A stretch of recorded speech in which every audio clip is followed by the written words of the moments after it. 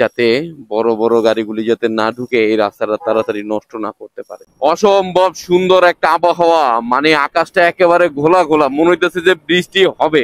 কি আর বৃষ্টি হবে, বৃষ্টি গুড়া গুড়া পড়ে গেছে, এখন না পড়ার সম্ভাবনাই সব থেকে বেশি। চরম একটা আবহাওয়া, ভালোই লাগতেছে দেখতে।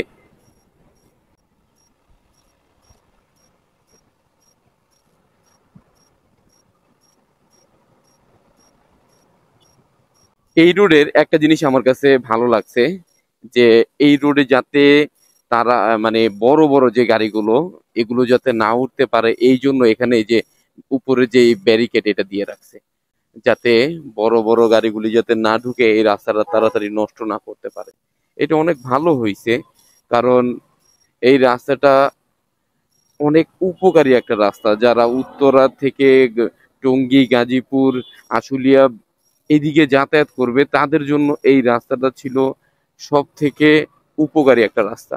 প্রাইভেট কার যাক সেটা হচ্ছে আলাদা কথা, ভিন্ন কথা, কিন্তু এই রোডটায় যদি বেরিবাদের বাস যেমন বড় বড় বাস, তারপর হচ্ছে ট্রাক, এগুলো যাতে না ঢুকতে পারে, রাস্তার ক্ষতি না করতে পারে, এই জন্য এই উপরে যেই পাইপগুলো আর কি ব্যারিকেড দিয়ে রাখছে, পাইপ দিয়ে, যাতে 5 ফিট বা 6 ফিটের উপরে যাতে কোনো গাড়ি না ঢুকতে পারে।